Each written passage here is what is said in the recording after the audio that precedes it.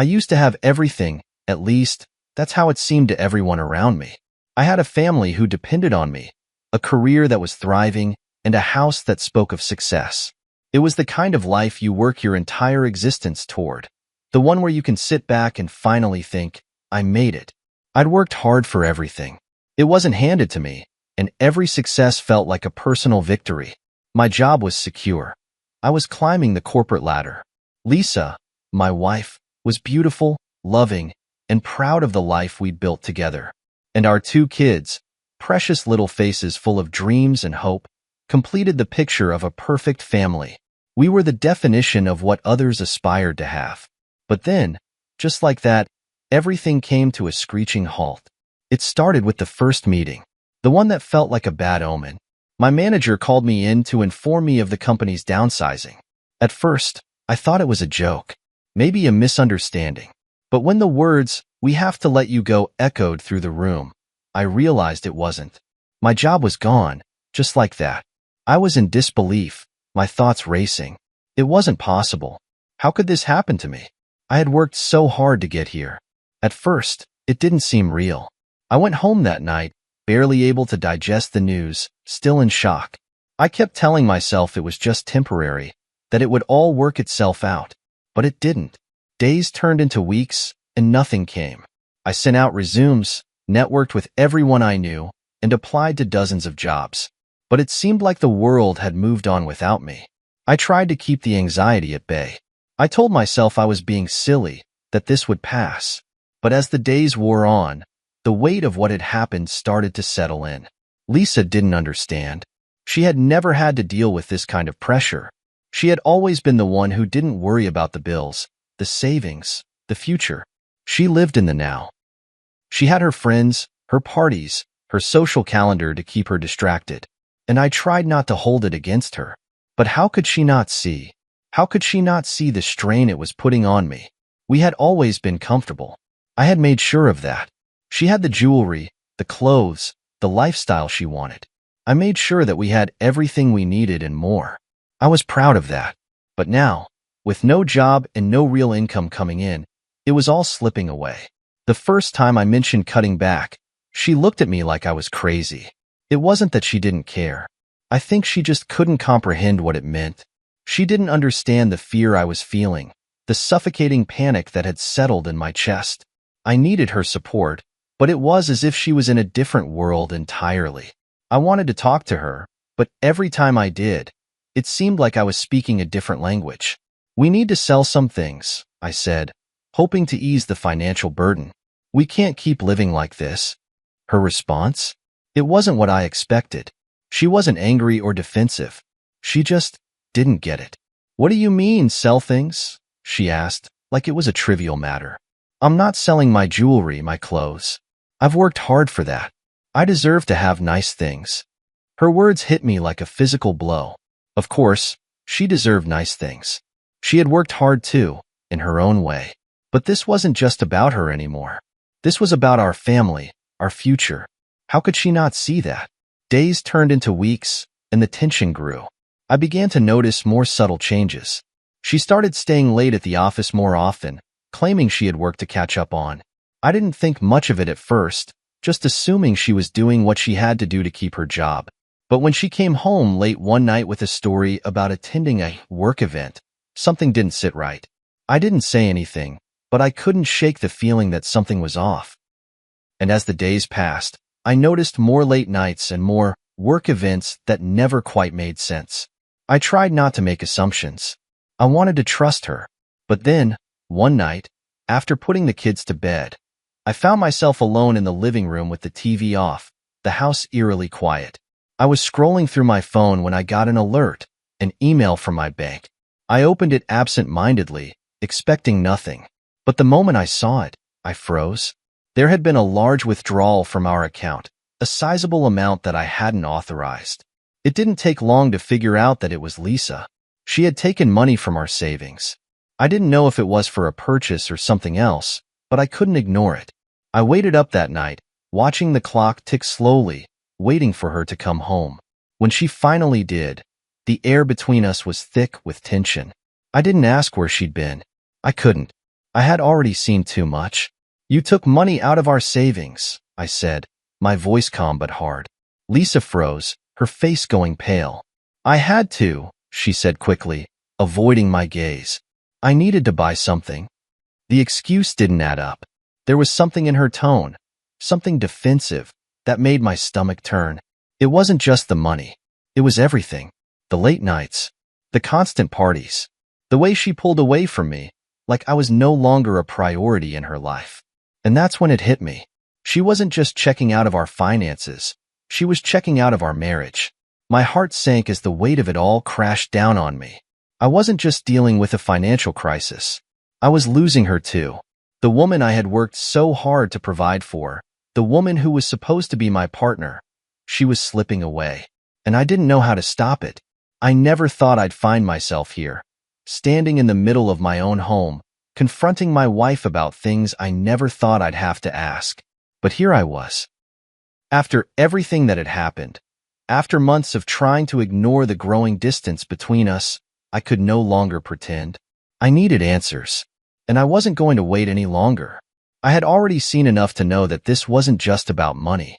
It wasn't just about the late nights or the parties. This was about something deeper. It was about Lisa slipping away, about her no longer seeing me as the man who could protect her, support her, and be her partner. And I needed to know why. When she came through the door that night, I could tell she knew something was different. There was a tension in the air between us, a silence that hung like a weight we couldn't escape. She didn't even take off her coat before she looked at me, as if she was bracing herself for what was coming. "What's going on?" she asked, trying to sound casual, but her voice faltered. I could see it in her eyes, the fear, the guilt. She knew I had seen through the act. She knew I was onto her. "Sit down, Lisa," I said, my voice cold, my words measured. It wasn't an invitation. It was a command. I couldn't keep pretending anymore. "We need to talk." She sat down, nervously tugging at the hem of her sweater, not meeting my gaze. The room was so still, the quiet so thick that it felt suffocating. I could feel my heart pounding in my chest as I prepared to say the words that had been building up inside me for months. The words I never wanted to speak. "I know about the money," I said, my voice steady but firm. "I saw the withdrawal from our savings. And I know it wasn't just for something simple. You've been hiding things from me, Lisa." Her eyes snapped up to mine, wide with surprise. But there was no shock in her expression, no apology. She just blinked, like it was nothing new, like she had been expecting this moment.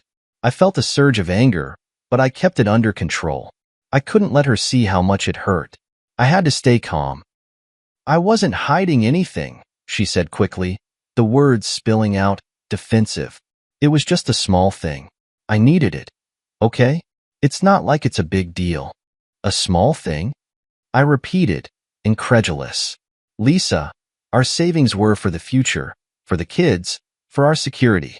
You think you can just take that without discussing it with me? Without even telling me what it's for?" She opened her mouth to respond, but I cut her off before she could speak. "And don't even try to make this about the money. It's not just that. It's everything. The late nights, the parties, the fact that I don't even know who you are anymore. I've been asking you for months what's going on, and all I get are excuses. I get nothing from you, and I've had enough." Lisa's face twisted into something I didn't recognize: frustration, anger, maybe even a little fear. She stood up from the couch and began pacing, running her hands through her hair. "You don't get it," she said, her voice rising. "You don't get what it's like to be me. I've been stuck in this house, in this life, with no freedom. I've been trying to live up to this image of the perfect wife, perfect mother, and it's exhausting. I didn't ask for this. I didn't ask to be your caretaker, your partner, your everything. I wanted something for myself, just for me." Her words hit me like a slap. The woman I had loved, the woman I had fought for, now saw me as nothing more than a burden. She didn't see me as her partner, her equal. She saw me as the weight around her neck, holding her back from whatever life she thought she deserved. "I've been here for you, Lisa," I said, my voice tight with emotion. "I've been working every single day, doing everything I could to make sure you and the kids had everything. I never asked for any of this to be easy. But you, I stopped, my chest heaving, trying to keep my emotions in check. You've been slipping away from me, and you think I can't see it? You've been hiding things from me. You've been out there, living a life without me. I never asked you to be perfect, she screamed, finally snapping. I never asked you to be this provider all the time. You don't see me. You don't see what I need. You don't see how much I've been drowning in this life we've created. It's not enough anymore. The words hit harder than I thought they would. She wasn't just talking about the money, the house, or the parties. She was talking about me, about everything I had worked for, everything I had sacrificed. All of it meant nothing to her anymore. I had built this life for us, for her, but it was never what she wanted. She didn't care about the family I thought we were building. She just wanted out, and she had already made up her mind. And in that moment, I realized something. It wasn't just my job that I had lost. It wasn't just our savings that were gone. I had lost her. I had lost her trust, her respect, her love. I had lost the woman I thought I knew. Lisa, I can't do this anymore, I said, my voice low, raw. I can't keep pretending that everything is okay when it's not. I can't keep pretending that I don't see the way you're looking at me. I can't do this. She stared at me, her eyes wide, her chest rising and falling in uneven breaths. I could see the hesitation in her face, but there was no apology in her eyes. She wasn't sorry. She wasn't even close to being sorry. She was just angry. Angry that I was finally calling her out. Angry that I was no longer the man she thought she could control. I'm done, I said, feeling the weight of the words settle in. I'm done trying to save this. It's over, Lisa. Her face crumpled for a brief moment, but then she straightened, looking at me with something colder than I had ever seen in her before. Fine, she said, her voice tight with emotion. If that's what you want, then it's done. And just like that, it was over. The life we had built together, the years of memories, the promises we had made to each other, it was gone. The door slammed behind her with a finality that echoed through the empty house. Lisa was gone. Just like that. No fight, no plea for reconciliation, just the cold reality of what had unfolded. It wasn't just that she left. It was how effortlessly she did it. One moment, she was part of my life, and the next, she was gone, taking the image of our perfect family with her. The weight of it all crashed down on me as I stood in the hallway, the silence in the house almost suffocating. I didn't know what to do. I wanted to be angry, to scream at her, to ask her why she would leave after everything we had built together. But I didn't. I couldn't. The anger was there, yes, but it was overshadowed by something deeper, something darker.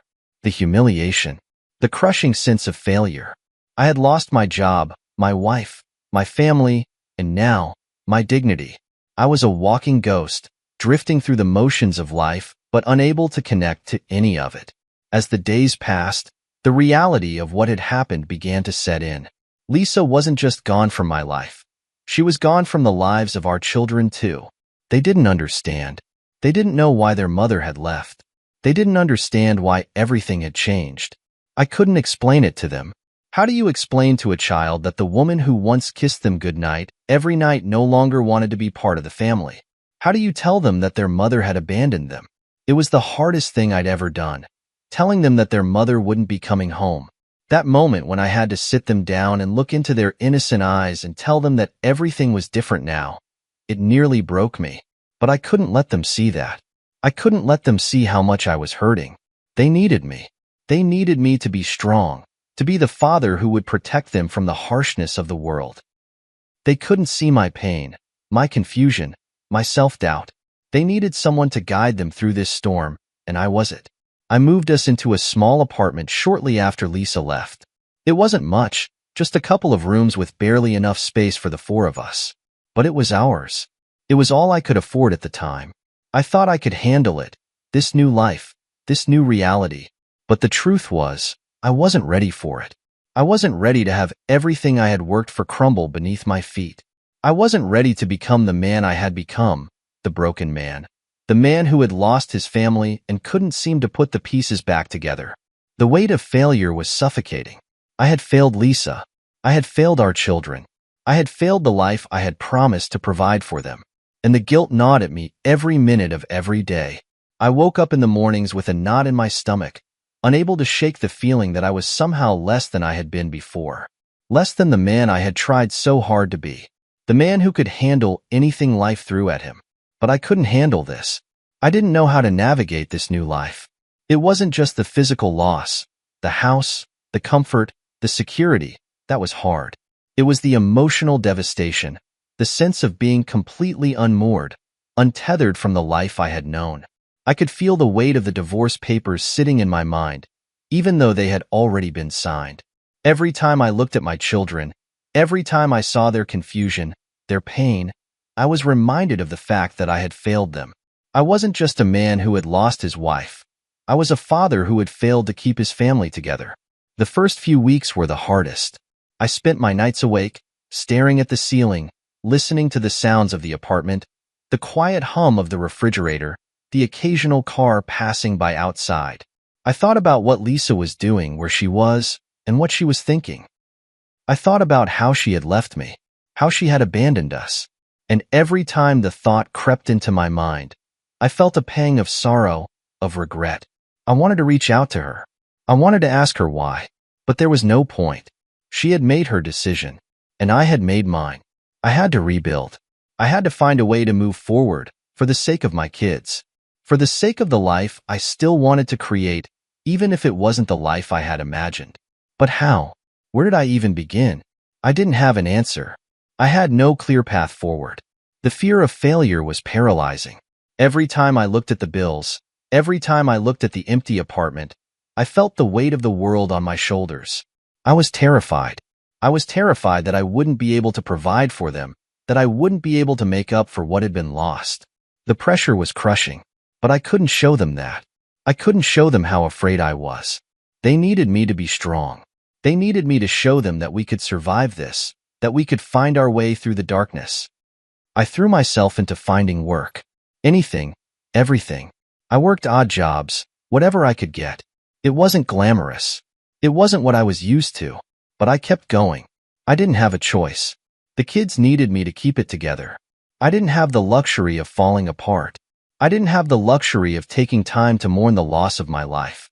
I had to keep moving. I had to keep pushing forward, no matter how small the steps were.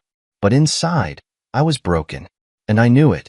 I knew that I had to rebuild not just the outside world, not just the physical things, but the man I had once been. I had to find a way to piece myself back together. I didn't know how.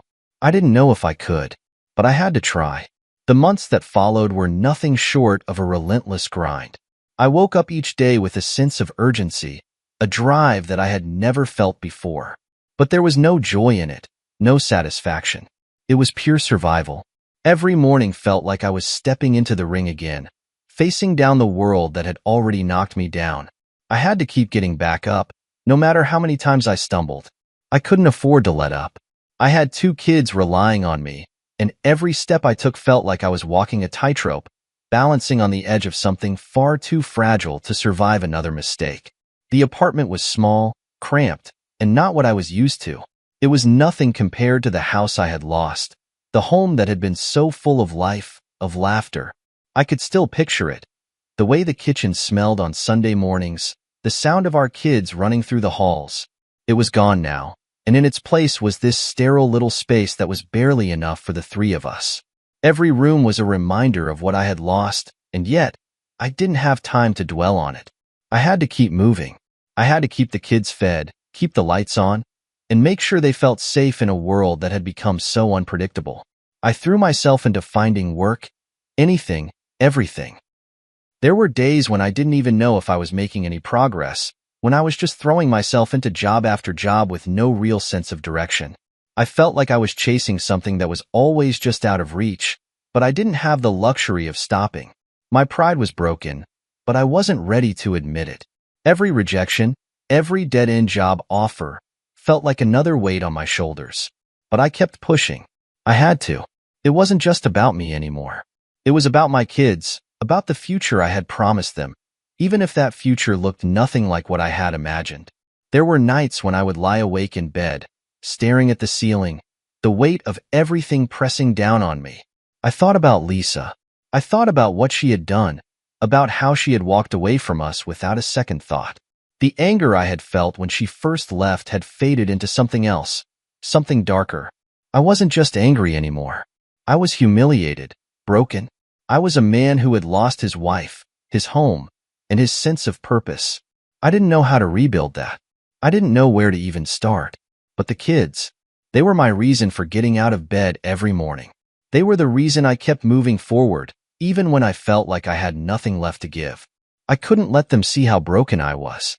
They needed me to be strong, to show them that no matter what happened, we would be okay. So, I put on the face of a man who had it together. I made breakfast for them every morning, helped with homework, and took them to school. I tried to be present, tried to create some kind of normalcy in a life that felt anything but normal. The nights were the hardest. After I put the kids to bed, after I tucked them in and kissed them goodnight, I would retreat to the couch, sitting in the dim light of the living room, trying to quiet my racing thoughts. I could still hear Lisa's voice in my head sometimes, the way she had belittled me, the way she had mocked me as I sat there, pleading for her to understand. I hated her for it, hated how easily she had walked away from everything we had built together. But more than that, I hated myself for letting it happen. I hated that I hadn't seen it coming, that I had been too blind to see the signs. But the more I thought about it, the more I realized something. I had given everything to her, to us, to the family we had created. I had sacrificed my career, my identity, all to make sure they were happy, that they were taken care of. And in the end, it hadn't been enough. Lisa had left, and the life I thought I knew had disappeared overnight. But it didn't have to be the end of me. I didn't have to be the man I was right then, the man who had lost everything. I could rebuild. I could do something for myself, for my kids. I wasn't done yet. So, I kept fighting. I kept pushing, even when I didn't know how I would make it through the next day. I began to think about the future in a different way. I wasn't just working for survival anymore. I was working for something bigger. I was working to show my kids that you don't give up, that no matter how hard life gets, you get back up and keep going. I couldn't let them see me fall apart. I had to keep it together, for them. It wasn't easy. There were days when I felt like I was spinning my wheels, days when nothing seemed to go right. But little by little, things started to change. I started getting callbacks. Small jobs at first, but it was something. I worked part-time jobs, did whatever I could. Slowly, the pieces began to fall into place. I wasn't where I wanted to be yet, but I was moving forward. And that was enough for me. I was building something again, one small step at a time. And then, just when I thought I was at my breaking point, I got the call, the one I had been waiting for. A business opportunity, something I had never even dreamed possible, came out of nowhere. It was big, bigger than anything I had ever imagined. An offer to buy a couple of properties, a stake in a business. It was the chance I had been working for, the chance to finally turn my life around. I was cautious at first, unsure if I was ready, but I realized something. I had to take risks. I had to believe in myself again. I wasn't the man I had been, but I didn't have to stay that way. I was going to take control of my life again. I had to. For my kids, for me. I took the chance, and it paid off. The first deal was small, but it was enough to give me the momentum I needed. And from there, things started to snowball. I bought more properties, invested in new ventures, and slowly, my life started to change. I wasn't rich, far from it, but I was on my way. I had found a path forward, a new purpose. For the first time in months, I felt hope again. The darkness that had consumed me was beginning to lift. I had started to rebuild, not just my career, but my life. And this time, I wasn't going to let anything, or anyone, tear it down again. The air in the office felt different that day. There was a buzz in the atmosphere, a new energy I hadn't felt in a long time. I walked through the sleek glass doors of the building I had just acquired, my business now. The sense of accomplishment, the overwhelming weight of the journey that had led me here, washed over me. It wasn't just the business deal that had changed my life. It was everything. The way I had rebuilt myself, the way I had fought through every setback, every rejection, and come out the other side stronger. But there was something else too, something I didn't expect.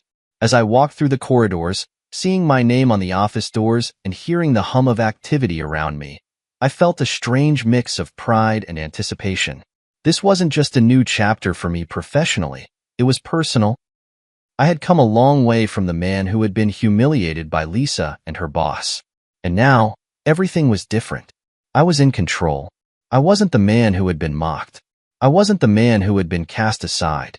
I was the man who owned this place, the man who had taken back everything that had been stolen from me. The building was stunning, modern, and sleek, full of glass walls that reflected the city's skyline. But as I walked deeper into the heart of the company, it was the faces I saw that stopped me in my tracks. There, standing in the lobby, was Lisa, and beside her, her boss, the very man who had belittled me, the one who had mocked me with Lisa months ago. They were standing there, talking casually, unaware of my presence. I stood there for a moment, just watching them. Lisa, looking every bit the part of the high-powered businesswoman, standing with her boss as if they were a team, as if she was on top of the world. But something in her eyes caught my attention, a flicker of discomfort, a nervousness she wasn't even trying to hide.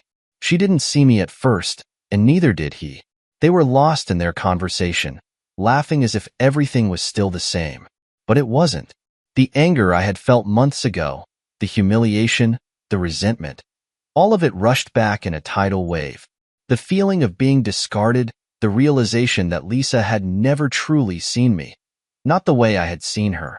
She had used me, taken everything I had given her, and thrown it away the moment she had a chance to climb higher.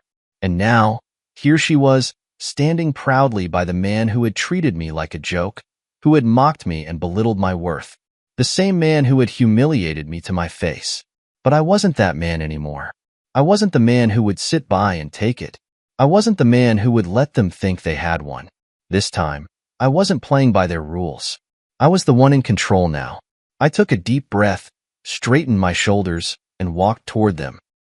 The sound of my footsteps echoed in the silent hallway, and finally, Lisa looked up, her eyes widening when she saw me.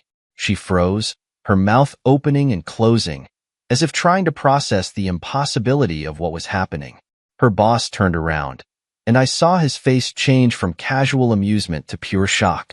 The smug expression that had been there only moments ago vanished as his eyes locked onto mine. It was a moment of pure, beautiful silence, a moment where time seemed to stop. I could see the recognition in their eyes. Lisa's mouth opened as if to speak, but no words came. Her boss looked at her, then back at me, his face paling as he realized who I was. But I wasn't finished yet. I stood there, looking at them both, savoring the moment. The humiliation that I had endured, the mockery, the insults, the treatment as though I were invisible. It all came rushing back, and for a moment, I relished in it. This was my moment. This was my victory. I had come full circle. Lisa, I said, my voice calm, collected, and far steadier than I felt. I see you're doing well. My gaze flickered to her boss, who was now visibly sweating, unable to look me in the eye. And you must be still the boss, I assume. Lisa blinked, her face going pale, as if she couldn't understand how I was standing here, in front of her, in this new position of power. Her boss cleared his throat nervously, trying to regain his composure, but I could see the fear creeping into his eyes. He wasn't the same man who had once laughed at me. No, now he was the one on the back foot, and I was the one holding all the cards. I didn't know you, Lisa began, her voice faltering, but I cut her off before she could finish. I'm sure you didn't, but now you do. I smiled coldly, the satisfaction of seeing their reactions impossible to hide. It was more than I had ever hoped for. The shock, the disbelief in their eyes. It was a beautiful thing. The truth was, I didn't need to say anything more. They had already gotten the point. But there was one more thing I had to say, one last bit of poetic justice to ensure they truly understood who they were dealing with now. I own this company now, I said slowly, letting the words sink in. And everything you've done, the lies, the manipulation, the way you thought you could walk all over me, it's over. You don't get to treat people like that anymore. Not on my watch. Lisa's face went white as a ghost. Her boss didn't even have the courage to meet my gaze. They were both silent, standing there in stunned silence, realizing that everything they had built, everything they had taken for granted, was crumbling right in front of them. I could almost taste the sweet, sharp victory in the air. And as I stood there, watching them, I couldn't help but feel the smallest shred of satisfaction. They had destroyed my life, my family, my career, but I had rebuilt it. And now, I was in control. I had won. The shock on Lisa and her boss's faces lingered long after they had retreated from the building. I stood there, in my new office, allowing myself to savor the taste of victory. It wasn't about money. It wasn't about the business deal itself. No, what made this moment so sweet was the realization that I had reclaimed something far more valuable than any asset or property: my dignity. After everything they had done to me, after all the mockery and humiliation, I had come out on top. It felt like justice, poetic and fulfilling. But as satisfying as it was to see them shocked, to see the fear in their eyes, there was something else creeping into my mind, a coldness that I couldn't shake. They hadn't just taken something from me. They had taken something from my kids too. They had abandoned the family we had built together, leaving us in a fractured state that would never be the same again. And as much as I wanted to let the bitterness go, I couldn't. I stood at the window in my office, looking out at the city skyline as the reality of my new life settled in. This wasn't just about revenge. It wasn't even about getting back at Lisa and her boss. It was about taking back control. It was about rebuilding my life after it had been torn apart, brick by brick. The pride I had once felt had been stripped from me when I lost my job, when Lisa walked out on the kids and me. But now, standing at the top of this new business, I could finally feel the power returning to me. I had learned the hard way that the world wasn't going to hand me anything. It wasn't going to offer me second chances or sympathy. It was a place where the strong survived and the weak were left behind. And in that moment, I understood. I wasn't weak anymore. I wasn't the man who had been discarded. I was the man who had fought through the storm and emerged stronger on the other side. I had rebuilt myself, my career, and my life. And no one, not Lisa, not her boss, could ever take that away from me again. As I walked back to my desk, I found myself staring at the framed photo of my kids that sat on the corner. I had always promised them that no matter what happened, no matter how hard life got, we would stick together. I had failed them once, but I wouldn't fail them again. Not now. Not ever. The phone buzzed on my desk, breaking my thoughts. I glanced at the caller ID and saw it was Steve, my old friend, the one person who had stood by me when everything else was falling apart. I picked up the phone, my voice calm but firm. "Hey, Steve. What's up?" "Hey, man," he said, his voice warm and familiar. "I heard about the deal. Congratulations. That's huge. I've been following everything, and I just wanted to check in on you. How are you holding up?" I leaned back in my chair, letting his words sink in. Steve had been there when I was at my lowest. When I had no one else to turn to, he had offered support, advice, and even a job when I had nothing. He knew what it had cost me to get to this point. He knew the pain, the suffering, the heartbreak that had come with it. "I'm good," I said finally, trying to keep my voice steady. "I've been through hell, man, but I'm standing here, and that's what matters. I've got my kids, and I've got my life back. I'm not where I want to be yet, but I'm getting there." "Good," Steve said, his voice sounding pleased. "I'm glad to hear that. You've earned it, man. I knew you'd make it. It's not easy, but you've got the grit. I can tell." I smiled at his words, feeling the warmth of his encouragement. But as much as I appreciated it, there was something inside me that couldn't quite shake the feeling that something was missing. Yes, I had rebuilt my career. Yes, I had reclaimed what was mine. But the emptiness, the loneliness, it still lingered in the background. "You know, I've been thinking about the past," I said, surprising myself with my own words. "About everything that happened with Lisa, with the kids. I don't know if I'll ever fully understand what went wrong, but I know one thing. I can't keep holding on to the past. I have to move forward, for their sake, and for mine." Steve was quiet for a moment before responding. "You're right. You can't change what happened, but you can control what comes next. And I know you're going to make it. You've always been someone who doesn't back down. You just have to keep going, one step at a time. I nodded, even though he couldn't see me. He was right. I couldn't change the past. I couldn't change the way Lisa had abandoned us, the way she had betrayed me.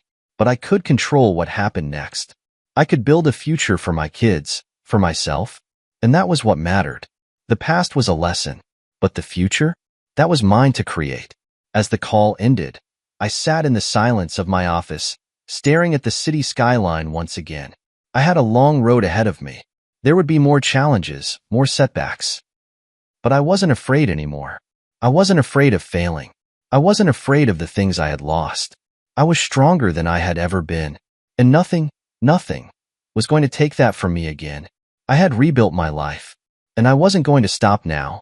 I spent the next few weeks settling into my new role, finding my rhythm in a world that had once felt so foreign to me.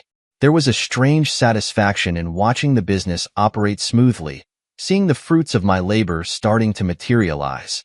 But despite the external success, I couldn't shake the nagging feeling that something wasn't right. Something deeper, something I hadn't anticipated when I first stepped into this new life. The more I became immersed in the day-to-day operations, the more I realized that I didn't just want to build something bigger. I wanted to understand what had been going on under the surface. What had I really inherited? What was the company's true financial health? What had Lisa's boss been hiding all along? I wasn't just in this to make money.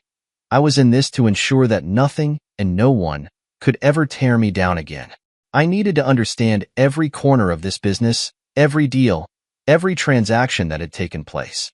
There was no more room for blind trust. Not anymore. So, I began to dig.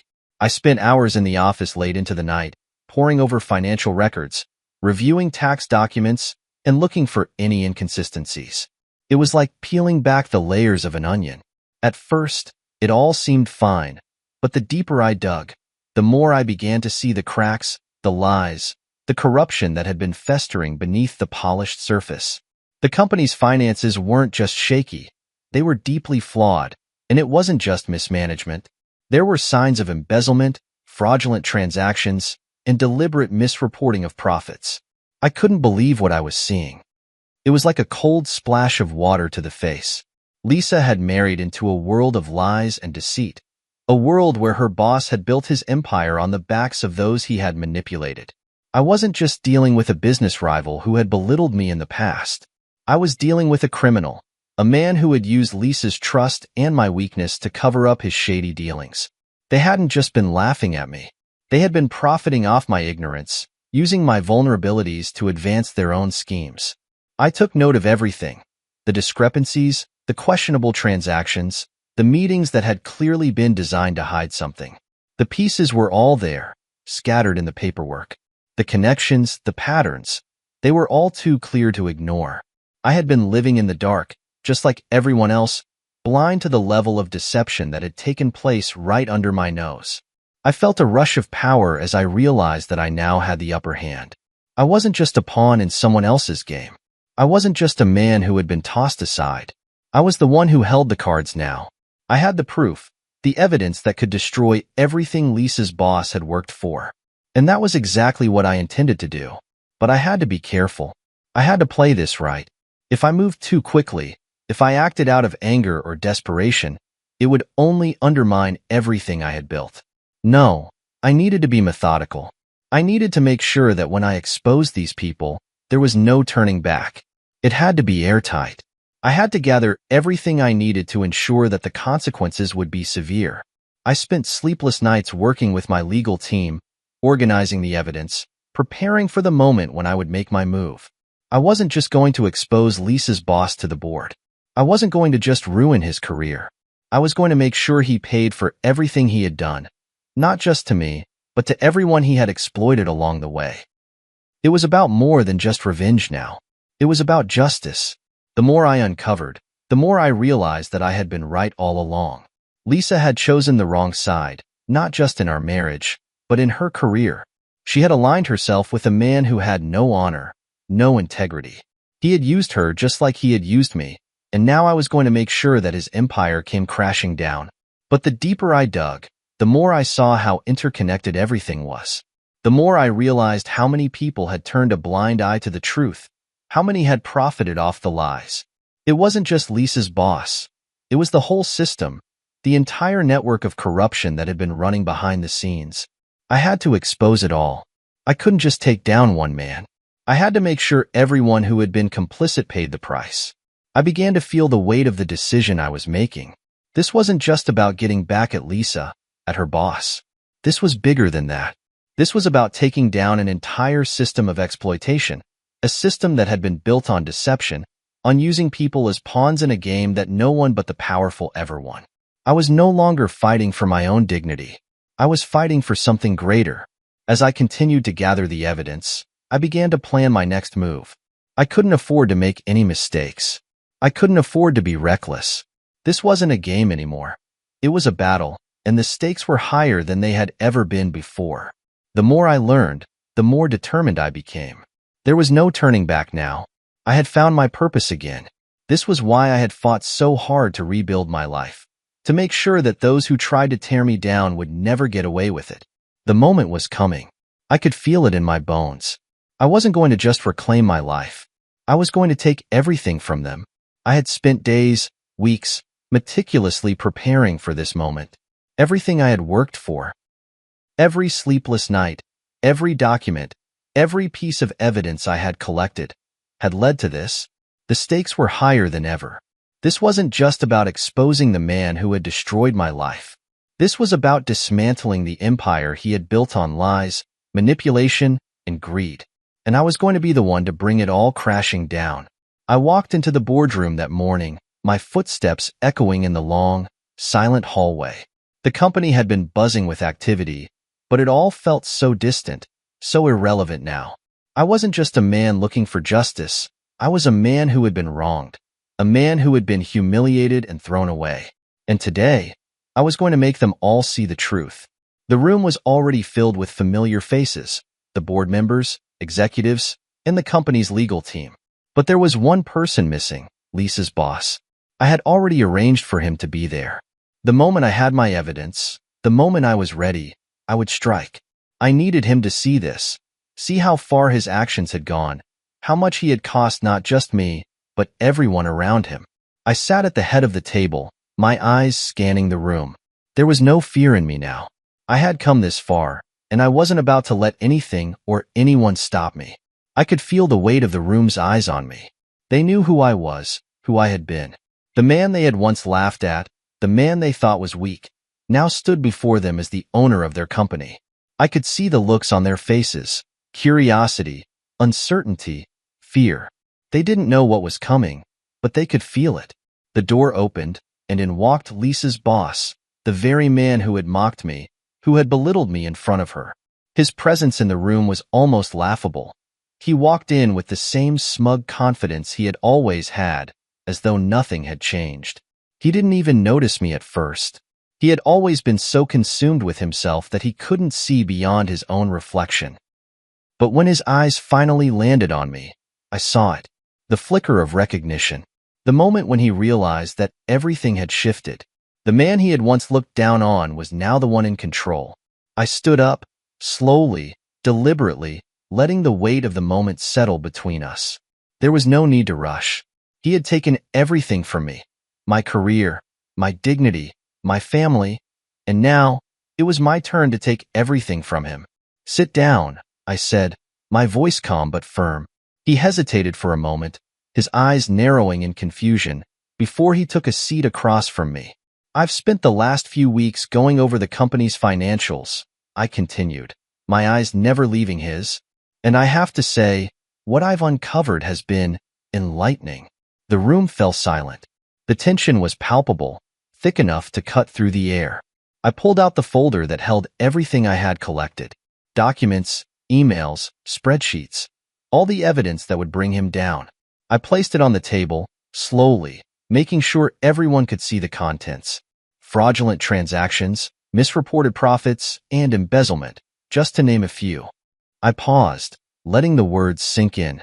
He shifted in his seat, his face growing pale as he realized what I was saying. His eyes flickered to the others in the room, who were now watching him with a mixture of surprise and concern. You don't know what you're talking about, he said, his voice trembling slightly, but I could see the fear starting to creep in. The walls he had so carefully constructed around himself were beginning to crumble. Don't I? I replied, my voice ice cold. I've got everything here, and I'm sure the authorities would love to take a look at it too. I saw him stiffen at the mention of the authorities. His mouth opened and closed as if he were searching for the right words, but there was nothing he could say. The proof was in front of him. There was no way out. I looked around the room, meeting the eyes of each person there. It's not just about the money, is it? I said, turning my gaze back to him. It's about power. The meeting ended with no more words spoken, the tension so thick that it could have suffocated anyone within the room. Lisa's boss, once so full of bravado, was now a shell of himself, utterly deflated by the weight of his own guilt. He didn't even look at me as I left the room. It was as though he knew the battle had been lost before it even began. Lisa, on the other hand, sat there, her face pale and drawn, her hands trembling in her lap. There was nothing left for her to say, no excuses she could make. She had chosen her side, and now she had to face the consequences. I walked out of the boardroom with a quiet satisfaction, the realization that I had finally taken control of my life, of the life they had tried to strip from me, settling deep within me. But as I stood outside the room, in the quiet corridor, I felt a shift. The adrenaline was still there, but there was something more, something darker, more satisfying. This wasn't just about taking back my career or my assets. This was about reclaiming my dignity. This was about making sure they understood the gravity of their actions, about showing them that I was no longer the man they had once mocked. I waited in the hallway for what seemed like an eternity, watching the doors to the boardroom, waiting for them to call me back in. When they did, it was Lisa's boss who stepped out first. He looked like a man who had just had the life drained out of him. His head hung low, his shoulders slumped as if every ounce of arrogance had been knocked out of him. He didn't say anything as he passed me, didn't look me in the eye. He just kept walking, like a defeated man who knew there was no place left to hide. But then Lisa emerged, and this time, it was different. There was no cocky expression, no deflection in her eyes. There was nothing but fear, a raw, unguarded vulnerability that I hadn't seen in years. For the first time since she walked out on me, I saw the woman who had once been my partner. The woman who had stood beside me, or so I thought. She wasn't the polished, composed businesswoman anymore. She wasn't the woman who had everything. Now, she was just someone who had lost it all, someone who had betrayed me, and now was forced to face the aftermath. She stood there for a long moment, neither of us speaking, the silence between us thick with unspoken words. I could see the guilt in her eyes, but it wasn't the guilt of someone who was sorry. No, this was something different. This was the guilt of someone who knew they had lost everything, someone who realized, perhaps too late, that their actions had led to this moment. I could see the fear in her eyes, the fear of what was coming next. It wasn't just about the company anymore. It wasn't about her boss or the financial ruin they both faced. It was about her, and what I was about to do. "Get down on your knees," I said, my voice cold but steady. I watched as she stiffened, as if she didn't quite understand what I was asking. For a moment, I thought she might refuse, that she might try to stand her ground. But then the realization hit her. She knew she had no power left. She had no leverage, no control over me anymore. "Please," she started, her voice trembling, but I didn't let her finish. I wasn't interested in her pleas. Not anymore. She had betrayed me, and now she had to face the consequences. I said, "Get down on your knees," I repeated, my tone unwavering. The room felt suffocating, the tension so palpable that even the walls seemed to be holding their breath. Slowly, painfully slowly, Lisa sank to her knees, her eyes still fixed on the ground, avoiding my gaze. It was a humbling moment for her, but for me, it was something far more satisfying. This wasn't about punishment. It wasn't about revenge. It was about making her realize, once and for all, who held the power now. It was about restoring the balance, about reminding her that no one gets to walk all over someone else without paying the price. Lisa's boss had already been crushed, his pride shattered beyond repair. But Lisa? She was a different case. She had been the one who had torn everything apart. She had been the one to betray the trust we had built. And now, she was the one who had to face the reality of it all. I stood there, watching her kneel before me, and I felt a strange sense of calm wash over me. It wasn't satisfaction. It wasn't the rush of victory that had come earlier when I exposed them both. No, this was something different. This was a quiet, serene kind of peace. The peace that comes when you know that justice is being served. The peace that comes from knowing that you have taken control of your own destiny, that you are no longer at the mercy of those who would try to tear you down. Look at me, I said, my voice low but firm. She raised her eyes, just enough to meet my gaze. The fear was there, undeniable. But there was something else too, something I hadn't expected. It was regret. Real, deep regret. And for a moment, I saw a flicker of the woman I had once known, the woman I had once loved. But that was gone now. There was no going back. You've destroyed everything, I said, my voice steady, unyielding. You destroyed me, our family, everything we had. And now, you'll have to live with that. She looked at me, her eyes brimming with tears, but I didn't feel sorry for her. She had made her choices. She had thrown it all away, and now it was time for her to face the consequences. I'm sorry, she whispered, but it was too late for apologies. There was nothing left to salvage. I turned and walked out of the room, leaving her kneeling in her own humiliation. There was no need to stay. I had already done what I came to do. The justice was mine, and it was final. I had taken everything back. And no one, not Lisa, not her boss, could ever take it from me again. I hadn't expected the police to arrive so quickly. In my mind, I had already gone over all the possibilities, the legal consequences, the consequences for Lisa's boss, and how I would handle the fallout. But the moment they walked into the room, it felt surreal. It wasn't supposed to happen this way. I had exposed them, brought everything into the light. But I hadn't expected it to end this abruptly, this decisively. The truth had already been laid bare, and now it was time for the real consequences to unfold. I stood at the back of the room, watching as the officers moved in. There were 4 of them, their expressions stoic as they looked around the room, their presence immediately overwhelming. It was a moment of finality. There was no more pretending, no more games. Everything that had been done in the shadows was now out in the open, and now, the law would take its course. I could see the panic begin to set in on Lisa's boss's face.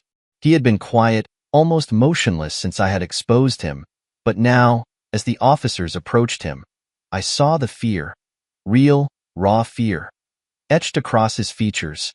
The mask he had worn for so long, the smugness that had once defined him, was gone. His back was against the wall now, and there was no way out. What's going on? Lisa's boss asked, his voice wavering as he looked at me. He knew what was happening.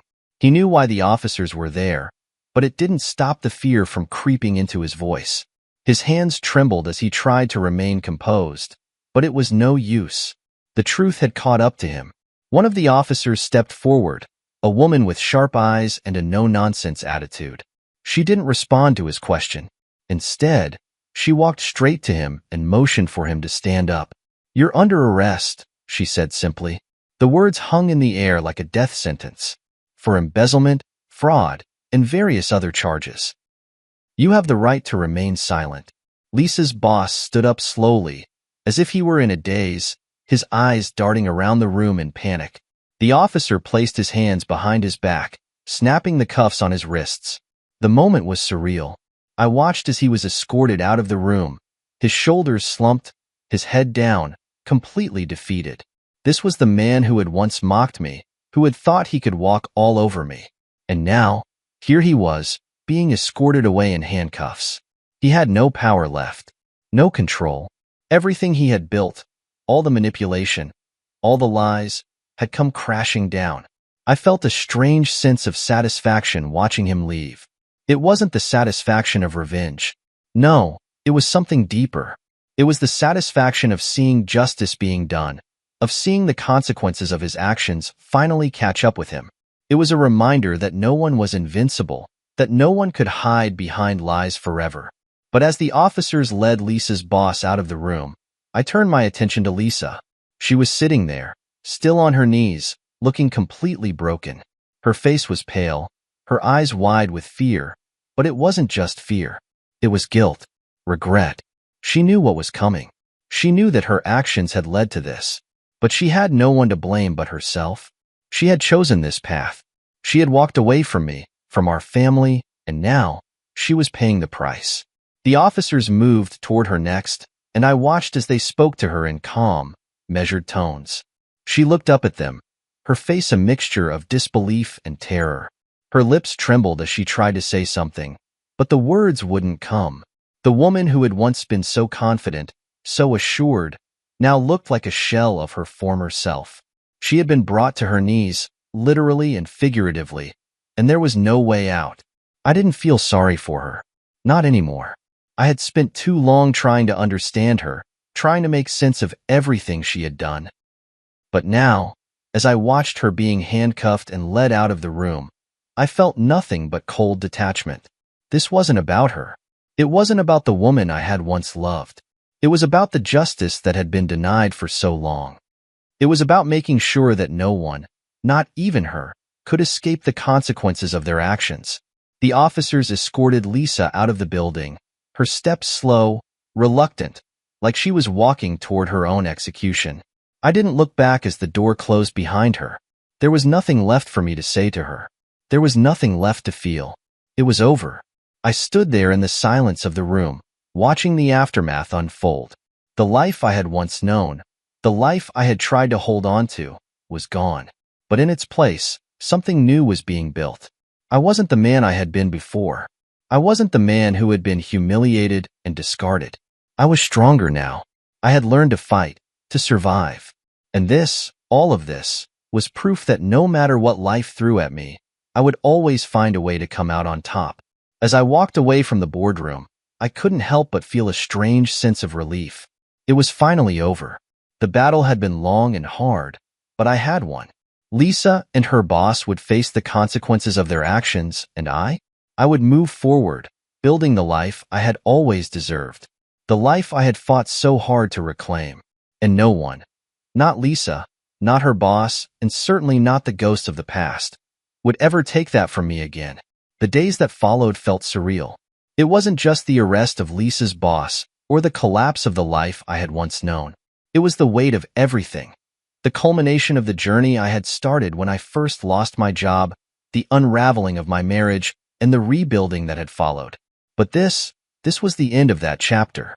This was the beginning of something entirely new. As I sat in my office, looking out over the city, I felt an unfamiliar sense of calm. The chaos of the past months, the anger, the hurt, the heartbreak, they had all led to this moment. And in a way, I was grateful for it. I was grateful for the pain, because it had pushed me to become the man I had always been capable of being. The man who could rise from the ashes, who could rebuild himself even when it felt like the world was crashing down around him. I wasn't the same person I had been when Lisa walked out. I wasn't the same person I had been when I lost my job and my dignity. I was stronger, more resilient, more determined. I had learned how to survive when everything seemed lost. I had learned how to pick myself up and keep going, even when the path forward wasn't clear. And now, with the weight of the past behind me, I was finally free.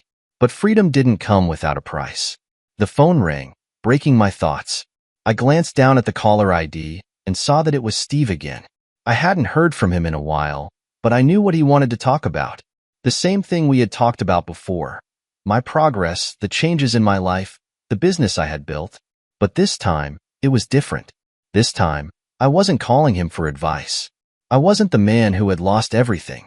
I was the man who had taken everything back. "Hey, Steve," I said, picking up the phone. "How's it going?" "Hey, man," he said, his voice warm, full of genuine happiness. "I've been watching from the sidelines, and I've got to say, I'm impressed. You've really turned things around. You've done what most people wouldn't even dare to do." I smiled, a small, knowing smile. "Yeah, well, it wasn't easy. But I guess I've never been one to back down from a fight." He laughed, but there was something in his tone that told me he understood the weight behind my words. "I know what you mean. I saw it all firsthand. You were on the ropes. but you came back swinging. And look at you now. I leaned back in my chair, staring out the window. Yeah, I've come a long way, and I'm not done yet. There was a long pause on the other end of the line, and I could almost hear the smile in Steve's voice when he spoke again. So, what's next for you? What are you planning now that you've got the business, the power, everything you've worked for? I thought about his question for a moment. What was next for me? What did I want now that everything I had fought for was finally within my grasp? I think it's time to focus on the future, I said finally, my voice steady, my thoughts clear. Time to focus on rebuilding what matters most, myself, my kids, my life. I've been so focused on fighting for what I lost that I forgot to appreciate what I still have. Steve chuckled softly.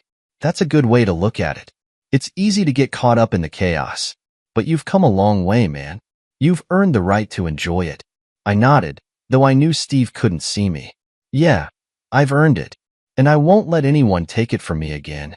We talked for a few more minutes, discussing the business and the future. But as I hung up the phone, I couldn't shake the feeling that something was shifting inside me. For so long, I had been fighting to prove myself, to show everyone that I was capable of more than they had believed. I had fought to reclaim my dignity, my career, and my life. But now, it was time for something different. I had done it. I had rebuilt everything. But now, I needed to rebuild for the right reasons. For me, not because I was trying to prove something to Lisa, or to her boss, or to anyone else. I was rebuilding for myself, for the future I wanted, for the life I deserved. It was time to move beyond the past and embrace what lay ahead. And that's when I realized it. The journey wasn't just about reclaiming what had been taken from me. It was about finding something new. It was about building a future that was entirely my own, free from the ghosts of the past. It was about creating a life that was meaningful, a life that mattered. I had the chance to do that now. I had the power to shape my own future. I turned away from the window and looked around the office. Everything in my life was in flux, but for the first time in a long time, I felt certain of one thing. I was on the right path. There would be more challenges ahead, more obstacles to overcome. But I was ready. I was ready for whatever came next. I walked to the door of my office, opened it, and stepped out into the world that had once seemed so daunting, so uncertain. But now, it was a world full of possibilities. It was a world I had earned, a world that was mine. And as I walked down the hallway, I realized that this wasn't just the end of one chapter. It was the beginning of the rest of my life.